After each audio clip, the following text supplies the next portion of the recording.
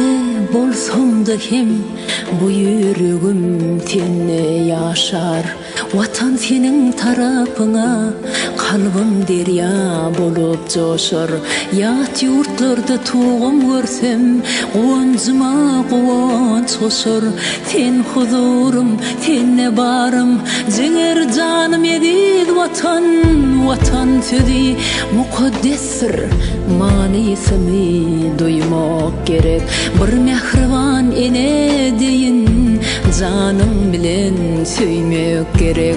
Taqdim edip yüze sıyılıp toprağını öpmek gerek.